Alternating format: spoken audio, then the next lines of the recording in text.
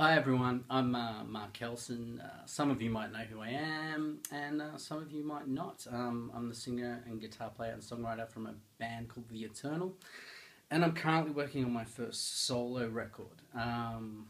And I thought about it the other day, and I thought I've got a lot of songs published, over 100 songs. I've been on more than 10 records in my career, quite a few more.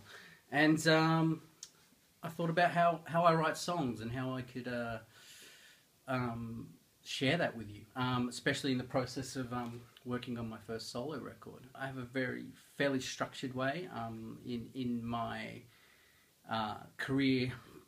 Prior to being a musician, I was a graphic designer, and I'm also a qualified sound engineer. And I think those two elements actually come into play with my songwriting in the way I structure things. So the kind of way I approach a song, I approach a record. I never actually just write a single song. I like to make records the old-fashioned way. I guess we'll focus this generally on the writing process of my current record. I think it's really good when you sit down to write songs to kind of set yourself some guidelines. What are you trying to achieve? How long do you want the project to go for? And that kind of thing. Because otherwise, you'll just keep writing and you'll have no structure of what you're trying to do, and you might end up writing for 3 years and never recording one song. What I've tried to do in this process is basically make an old school type record and limit myself to a vinyl length and 2 sides. So with a hope to release the record on vinyl. And then I also thought, what do I want to achieve with this record? I don't want it to be another Eternal record. So I basically sort of sat down and sort of went through the things that I wanted to focus on. I wanted to focus more on vocal harmonies and kind of the 70s elements and a bit more mellow. And obviously I'm producing and engineering the record as well. I kind of set myself guidelines before I put a record together. I sit down and I go, what am I trying to achieve? Because that gives you a focus and a goal. And I think you should treat the songwriting process much like your job. You should sit down for 8 hours, or you should go tomorrow I'm working on this for 2 or 3 days. It's really good to kind of schedule it in like it's your job. Write it down.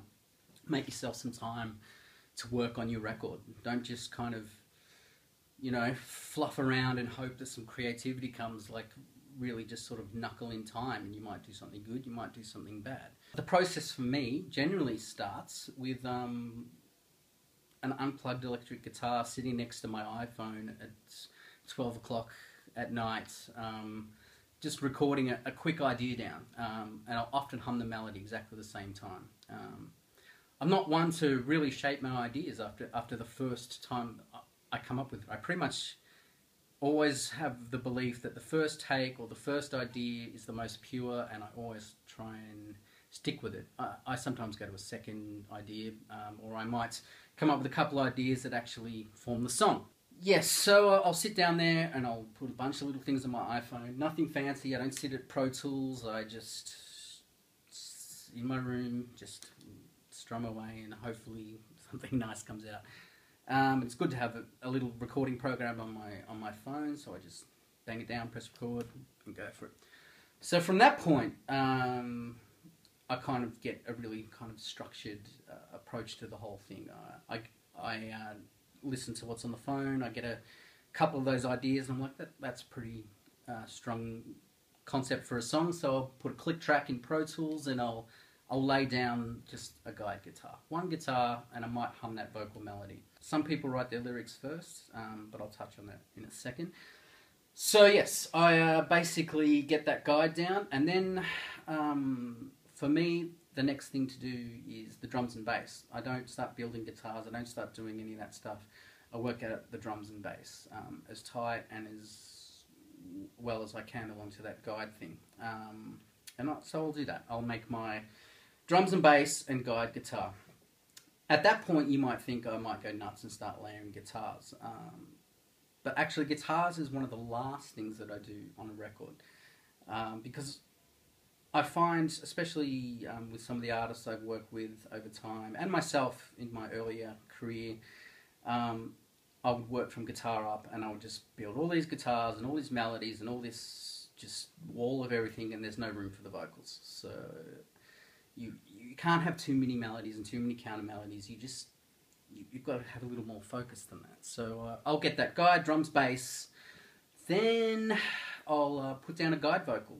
No lyrics generally. I'll just hum that melody through. I'll get it down, and it's my guide. I'll start to build the song around that. So generally next I'll do the keyboards.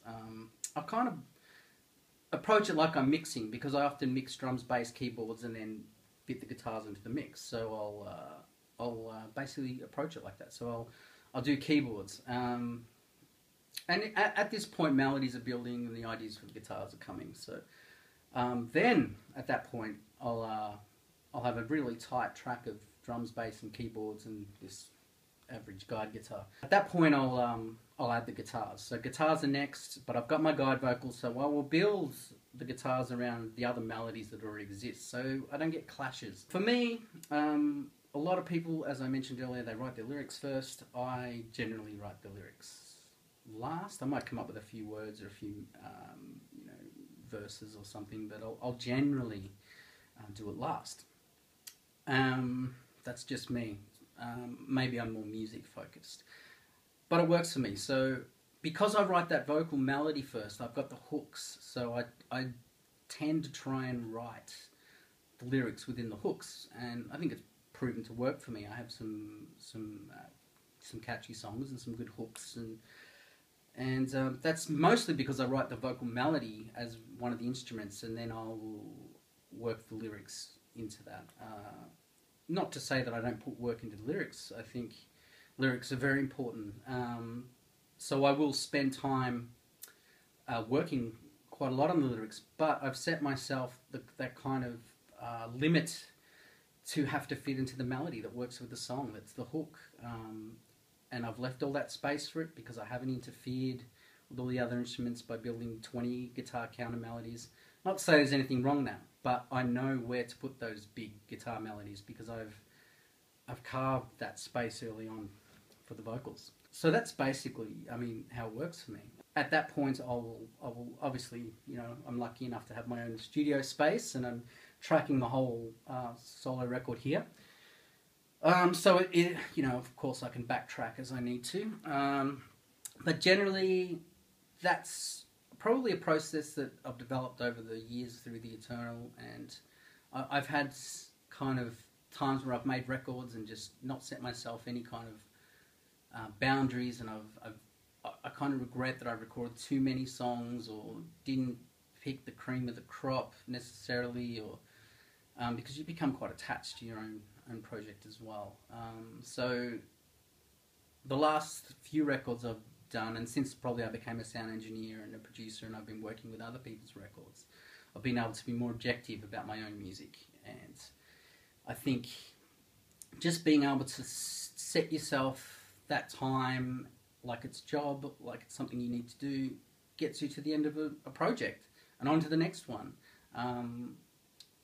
And let's face it, we all want to make music and release records, and I love it. I love making records, and at this stage I've made quite a few, and that's because I know when to let go of the song. That's the other thing I should probably also talk about. You could come like Guns N' Roses and work 10 years on a record, and you overdo it and you kill the song because you lost that initial vibe and energy of what you were trying to do. So I let it go.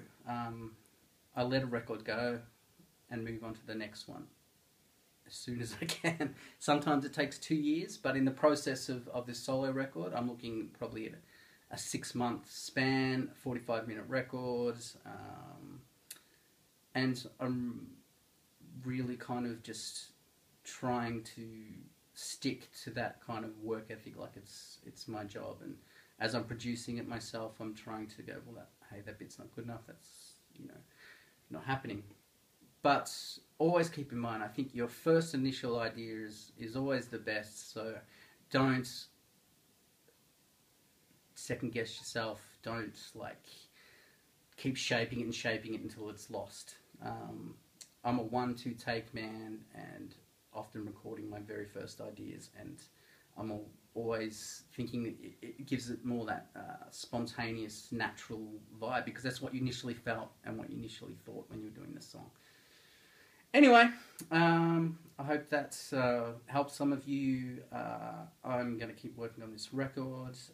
If you want to know more about me, I will post the links to my music and my studio and my bands, and you can just check out my stuff. And if you've got any questions, just drop me an email or Facebook me or something. I hope that's helpful. Cheers.